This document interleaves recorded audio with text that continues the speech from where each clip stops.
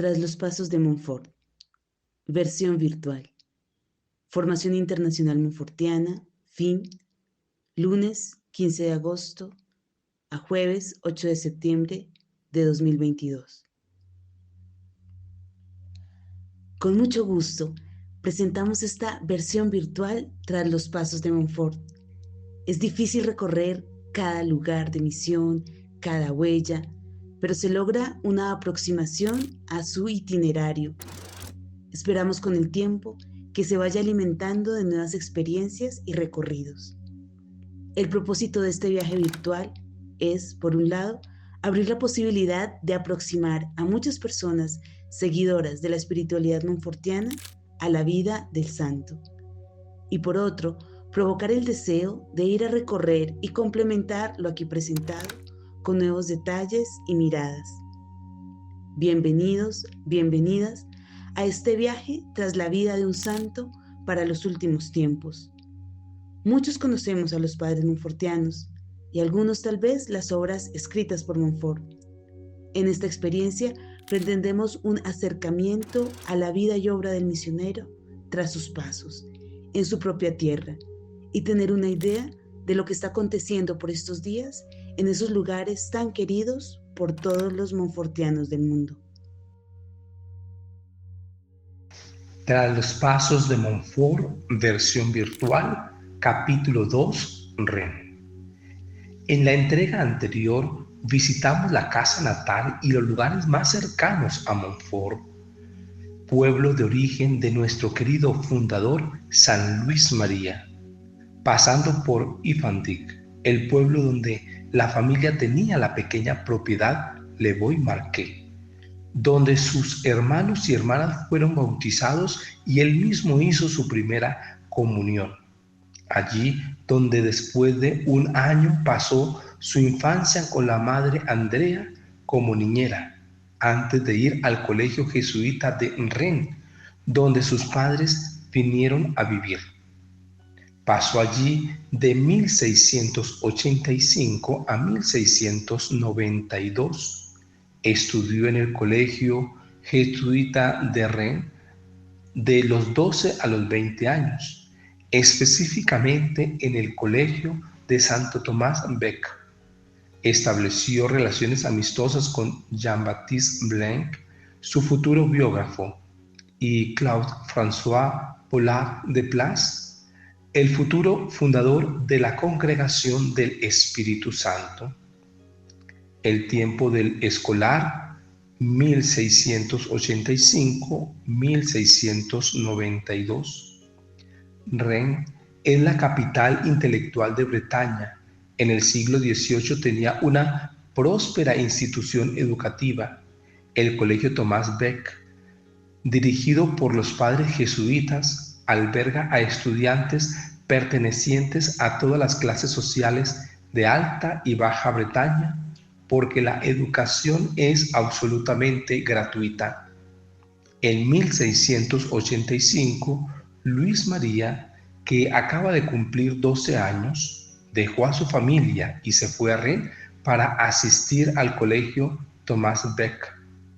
Es un joven algo tímido y retraído que ingresa a la universidad. Es un hombre fuerte y valiente que partirá en 1692, listo para recorrer con grandes zancadas un camino que cruzará los 1000 caminos trazados por los hombres de su siglo. El colegio tiene una buena reputación. Los estudiantes reciben, con formación literaria, una educación profundamente cristiana. Sobre todo, buscamos formar hombres cristianos. Se necesitan humanistas, pero ante todo cristianos. Con todos los colegios jesuitas, este es un vivero de grandes hombres. Luis María fue un excelente estudiante, incluso hay que decir que es un estudiante brillante.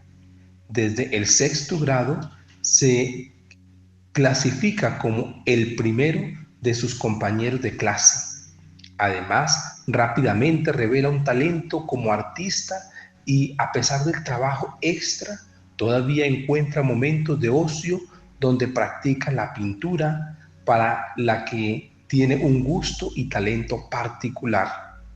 También cultivó la poesía, que utilizará ampliamente más tarde hasta el punto de componer más de 23.000 versos en los que expresó toda su doctrina. Vivió con su tío, el padre Robert, en la iglesia de Saint-Sauveur. Todos los días el joven escolar va a rezar a Nuestra Señora de los Milagros y Virtudes que está en esta iglesia. También le gusta confiar en Nuestra Señora de la Buena Nueva, en la capilla de los dominicos, y Nuestra Señora de la Paz entre los carmelitas.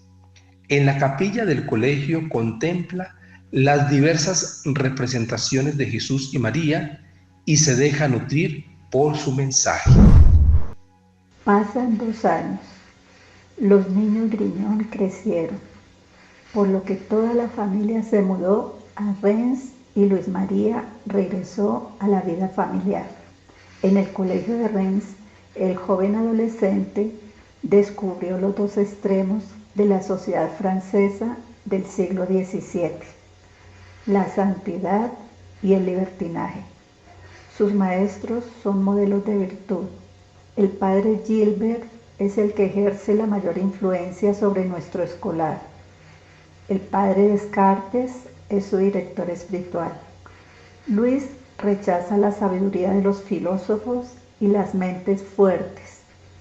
Se apresura a decir no al espíritu mundano y a exponer en términos radicales de pobreza, penitencia y humillación el camino de seguir a Cristo. El padre Julien Bellier completa el trío de sacerdotes que marcarán al adolescente. Es gracias a él que Luis María recibe el impacto de la miseria humana y descubre así otro aspecto de Reims. Esta miseria está allí en el Hospital General de Saint-Ives, cerca de Saint-Sauveur, y en el Hospital de los Incurables. El padre Bellier hizo que algunos jóvenes cruzaran el umbral de estas casas. En los días libres iban a servir en el hospital, leer algunos buenos libros y enseñar catecismo. Este descubrimiento de los pobres es quizás el evento central de la adolescencia de Luis, así como una elección decisiva para toda su vida. El Hospital General acoge mendigos, vagabundos, moribundos cubiertos de heridas, pero también sospechosos y sinvergüenzas. Luis María los conoció a todos, desde su primera visita a aquellos que eran severos y gentiles como pobres. Allí aprende a encontrar las palabras que consuelan, palabras intercaladas a la izquierda, donde ya tiembla la admiración y el respeto ante el misterio que todo pobre representa como sacramento de Jesucristo. Diría Luis María un día.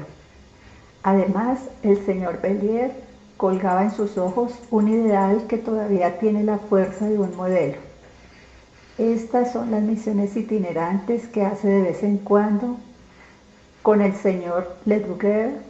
Estos hombres crean alrededor de Luis María un clima espiritual donde el adolescente agrada. Los padres Gilbert y Descartes ofrecen al niño el impulso inicial para profundizar en la vida interior, mientras que el testimonio de Julien Bellier despierta el deseo de un apostolado activo, concreto y popular.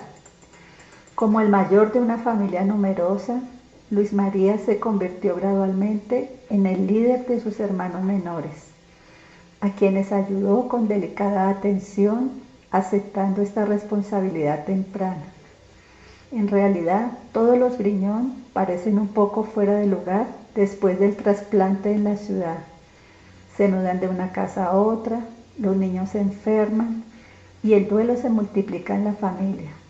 El propio Luis María no encaja bien en la gran escuela que lo acogió. tan dispar como un mundo pequeño. Pasan 3 años y Luis María se encuentra en la retórica. Por primera vez sus compañeros de clase lo están cuidando, mientras que hasta ahora para muchos ni siquiera tenía un nombre. Atrae por su estatura y su comportamiento. Notamos su gran piedad, sus gestos firmes y su elección definitivamente cristiana que hacen contrastes. De hecho, Luis María, el niño silencioso, comienza a actuar y a hablar en la universidad, la familia y la ciudad. En el colegio formó parte de la congregación mariana donde encontró 2 amigos, Jean-Baptiste Blaine y Claude Poulard de Placer. Es en el corazón de la universidad donde muestra su amor protestante a los pobres y que se manifiesta un día en un acto de caridad sorprendente e inusual. Entre los estudiantes hay un joven de pobreza demasiado aparente cuya ropa, más que cansada, excita las burlas de los estudiantes. Luis María tiene compasión al respecto. Se convierte en un mendigo para su compañero de clase y los compañeros burlones, pero buenos muchachos, pagan su obole. La colección es solo la mitad de la cantidad necesaria. Lejos de alarmarse, Luis María condujo al joven escolar al comerciante. Aquí están mi hermano y tu hermano, declaró sin preámbulo. Le rogué en el aula lo que pudiera para vestirlo. Si eso no es suficiente, depende de ti agregar el resto.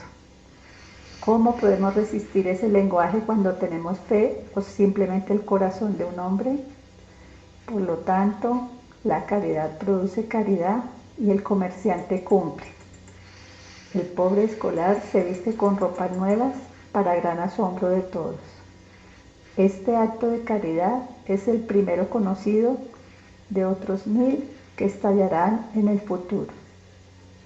Luis María se convierte en un experto en caridad en el hospital de Sanais, donde trae a una pobre señora que le dice a la señora Griñón, todos asombrados: pero fue tu hijo quien me hizo quedarme aquí. Es probable que el ideal del sacerdocio creciera lentamente durante los años de formación en Reims. A la edad de 18 años comenzó el curso de teología cuando Madame de Montelly, en deuda de gratitud con el señor Briñón, se ofreció a ayudar a la vocación de Luis María y llevarlo a San Sulpicio, lo que resultó posible algún tiempo después, en 1692.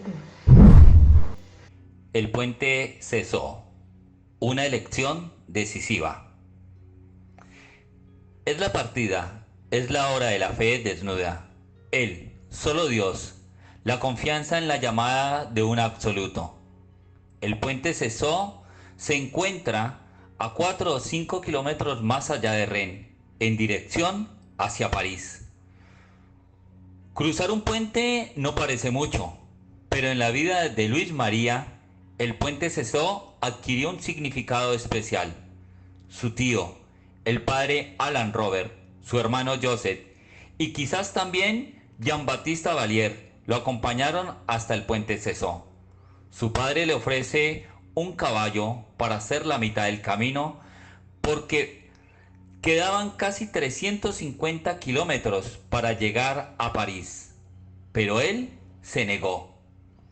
Después de haberse despedido de su familia, de los amigos, de la patria, habiendo desaparecido su familia, se libera en favor de los pobres.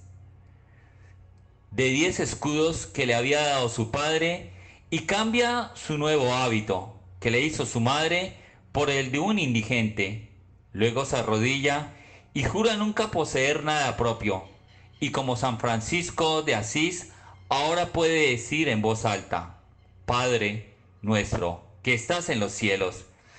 Este gesto de ruptura y de liberación, este pasaje del lado de los pobres, constituye la piedra que sella el pasado y el comienzo de la aventura de Luis María. Los pasajes del misionero.